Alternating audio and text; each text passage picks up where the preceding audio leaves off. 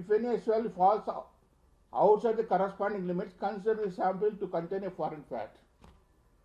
SOLs కన్నా ఎక్కువ ఉంటే అది ఖచ్చితంగా ఫారెన్ ఫ్యాట్. దానిపైనే రాశాడు. దానిపైన ఇంకోటి కూడా రాశాడు. The SOLs of all equations for sample coded, ఆ పర్టికులర్ కోడ్ మార్కెటింగ్ ఆఫీస్ వచ్చిన coded sample are following out of the range of prescribed method. ఇవన్నీ అవుట్ ఆఫ్ రేంజ్లో వచ్చినాయండి. దీంట్లో ఎన్ని మెన్షన్ చేశారు? మీరు అడిగిన క్వశ్చన్ ఎన్నిటివి ఇచ్చిన రిపోర్ట్ తర్వాత దీనికి ముందు CFTR రిపోర్ట్ ఇచ్చింది.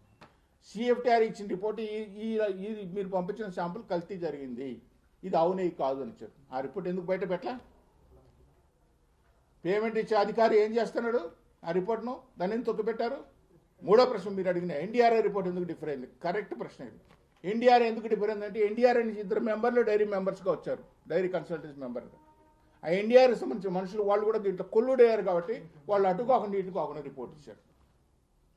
అందులో లేరా NDRIకి సంబంధించిన మెంబర్లు? ఆ డైరీ కన్సల్టెంట్గా వచ్చిన వాళ్ళు డబ్బులు తీసుకున్నారు కాబట్టి వాళ్ళు కొల్లుడైనారు కాబట్టి రిపోర్ట్ అటు కాకుండా ఇటు కాకుండా ఇచ్చారు. తప్పు కదా ఇది? నువ్వు ప్రైవేట్ వాళ్ళకి ఇస్తే నీ ఇష్టం వచ్చిన చేసుకో. ఒక ఒక ఒక ప్రముఖమైన దేవస్థానం, ప్రపంచానికే మనం హిందువులకు గర్వంగా చెప్పుకోదగలిసిన దేవస్థానానికి దాన్ని ఏమైందయ్యా? అందరు కూడగట్టుకొని పని కట్టుకొని ఒకరిచ్చిన ఆస్కారంతో ఇంత ఈరోజు డ్యామేజ్ చేస్తే ఇది కరెక్ట్ కాదనిపిస్తుంది.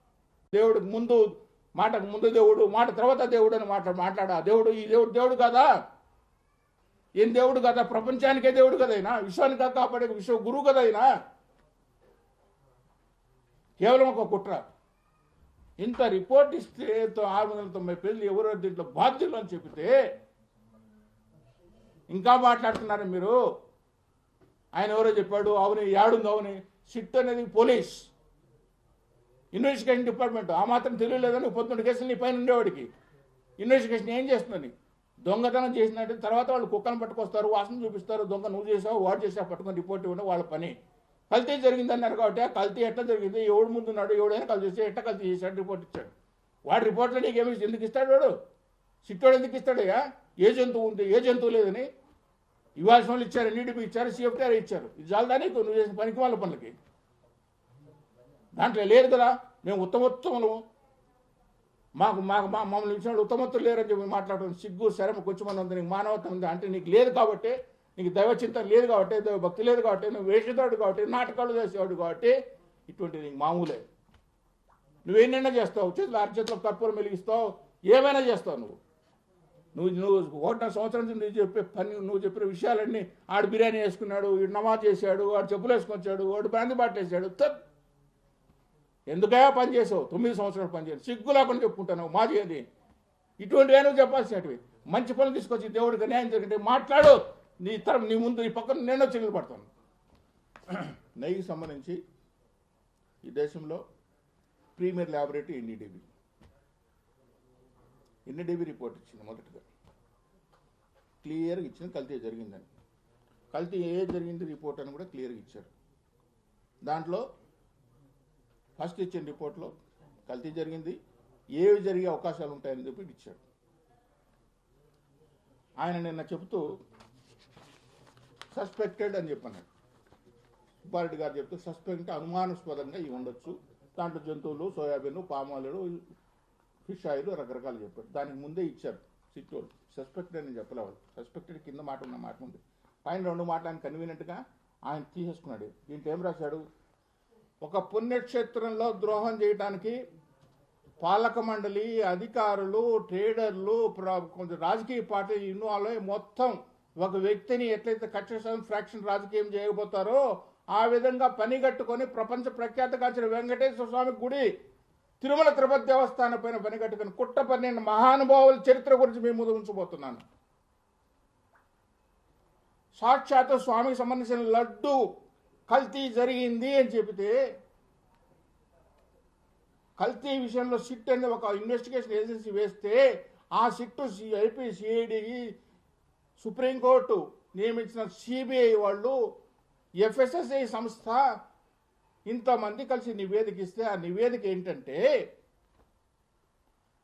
వైఎస్ఆర్సీపీ పార్టీలో జగన్మోహన్ రెడ్డి గారు ముఖ్యమంత్రిగా ఉన్న పరిపాలనలో అప్పుడున్న పాలక మండలి చేసిన అఘోరాలు ఏంటంటే వాళ్ళు తీసుకున్న నెయ్యి కాదు, అంటే ఇంతకాలం జనాలకి ఏంటంటే కల్తీ మాత్రం జరిగింది,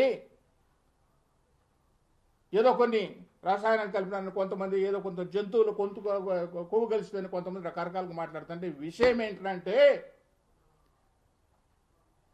ఎన్ఈడిబి రిపోర్టు కూడా అందరంత ధీటుగా వాళ్ళు తీసుకొచ్చారు. ఎంత సాహసించారంటే వాళ్ళకు కావాల్సిన మనుషులను ఎంచుకున్నారు, ట్రేడర్స్ ఎంచుకున్నారు, ఎవరెవరికి ఎంతెంత ముట్టాలని చెప్పి ముందుగానే నిర్ణయించుకున్నారు. వాళ్ళకు కావాల్సిన స్పెసిఫికేషన్స్ తిరుమల తిరుపతి దేవస్థానంలో 30 సంవత్సరాల నుంచి మార్చని స్పెసిఫికేషన్స్ను ఏవైతే స్పెసిఫిక్ ఈ సప్లైకి యొక్క ఆవు నెయ్యి కావాల్సిన ఉండాలనో వాటిని మొత్తం తీసి పారేసి వాళ్ళకు కావాల్సిన మనకు అనుకూలంగా ఉండే స్పెసిఫికేషన్స్ అని పెట్టి ఒక హిందూ దేవాలయము ప్రపంచ ప్రసిద్ధి కాల్చిన దేవస్థానానికి ఇంత కుట్ర పంది, అందులో పాలక మండలి ఉంది, అధికారులు ఉన్నారు, రాజకీయ పక్షాలు ఉన్నాయి, వ్యాపారస్తులు ఉన్నారంటే ఇంత కుట్ర పండితే భయము భక్తి స్వామి పట్ల సరే స్వామి దేవుడు సొమ్ము తింటున్నామే, ఆ దేవుడి పైన కొంచెం పదే మంది వాగ్దానాలు చేసి పదే ప్రమాణాలు చేసేవాళ్ళు, యాగాలు చేసేవాళ్ళు వీళ్ళు మాట్లాడుతుంటే అసలు హిందూగా పుట్టినందుకు నేను సిగ్గుపడుతున్నా. వీళ్ళ గురించి చెప్పడానికి వాళ్ళ పేర్లు ఎత్తి మాట్లాడడానికి కూడా సిగ్గుపడుతున్నా.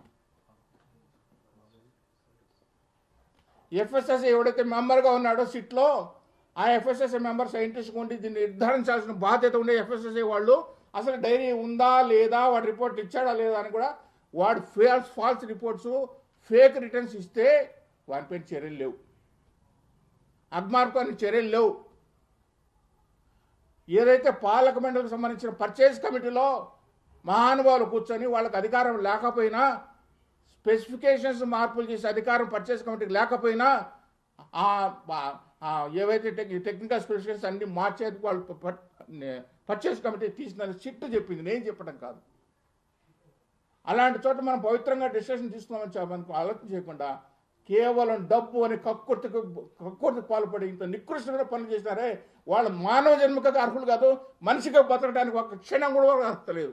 ఈరోజు ప్రభుత్వంలో ఇంకా సిగ్గు లేకుండా ఉన్నారంటే వాళ్ళని పెట్టుకున్న ప్రభుత్వానికి ఏం చెప్పాలో వాళ్ళకి వదిలేస్తున్నాను. అధికారులు పనిష్మెంట్ చేయడం కాదు, అధికారులు ఒకరితో తీసేయడం కాదు, అప్పుడు పనికి మాల బోర్డు మమ్మల్ని ఇవాళ అదే బోర్డు కంటిన్యూ అవుతున్నారు కదా. ఏం చేస్తుంది ప్రభుత్వం? హిందూ జాతి మొత్తం దగ్గర ఇదే పోతుంది, హిందూ జాతి మొత్తం కళ్ళు తిరిగేలా ఉంది. ఈరోజు నెయ్యి గురించి మాట్లాడుతుంటే మాటకు ముందు దేవుడు, మాట తర్వాత దేవుడు చెప్పే నాయకుడు ఆ వైఎస్ఆర్సీపీ జగన్మోహన్ రెడ్డి గారు. దేవుడు అంటే మీకు సంబంధించిన యేసుక్రీస్తు ఒకడైనా దేవుడు?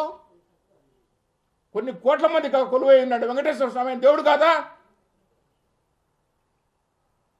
మీ నాన్న పడుకునే ముందు లేచిన తర్వాత ప్రతిరోజు బైబిల్ చదువుకొని వస్తాడు, మీకున్నంత అంత భక్తి దేవునికి ఉంటే హిందువులకు భక్తి లేదు ఉండదా? ఈ దేవస్థానం పని ఇవాళ ఇంకా మాట్లాడుతున్నాం సిగ్గు లేకుండా. జగన్మోహన్ రెడ్డి గారు మీరు ఒక ముఖ్యమంత్రికి పనిచేసి స్వామికి సంబంధించిన కైంకర్యాలు కూడా మీరు పాపం పంచుకున్నారా? మీరు మనుషులేనా?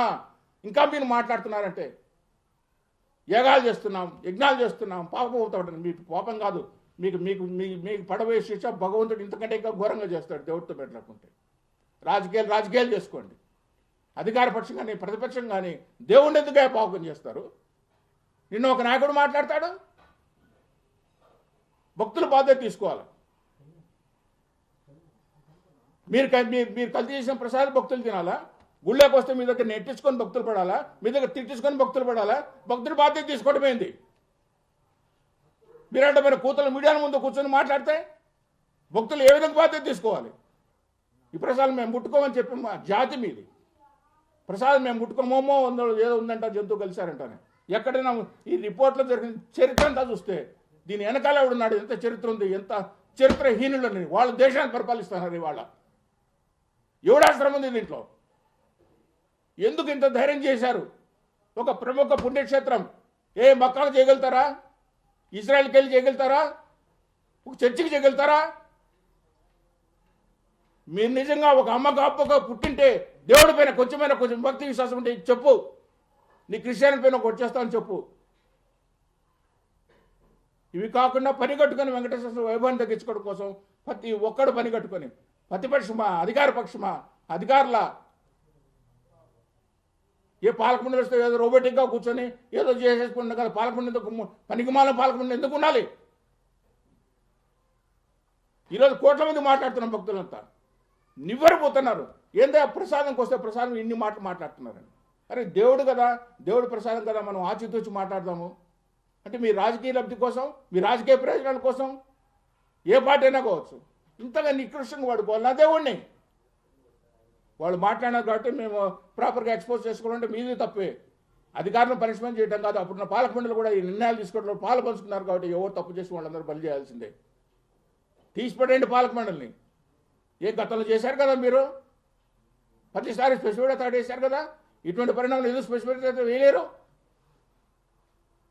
నేషనల్ మీడియా గగ్గోలు పెడుతుంది, ఈరోజు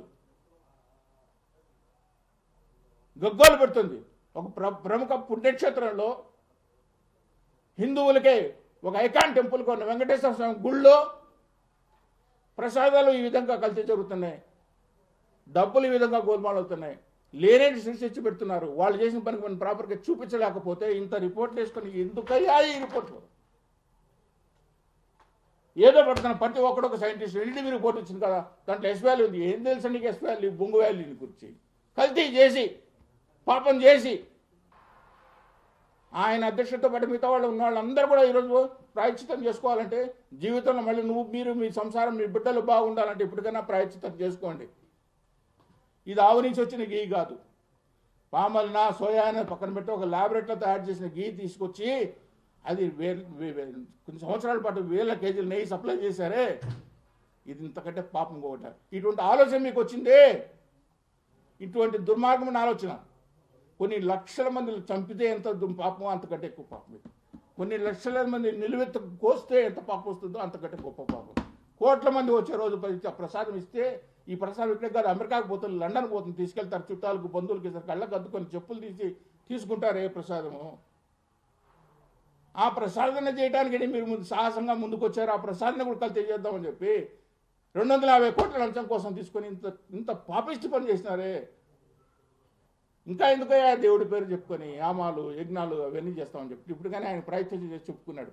మిగతా వాళ్ళు కూడా చెప్పుకొని ఈ సమస్యని ఇంతటితో ముగించండి అని చెప్పి హిందువుగా ఆవేదనతో మాట్లాడుతున్నాం.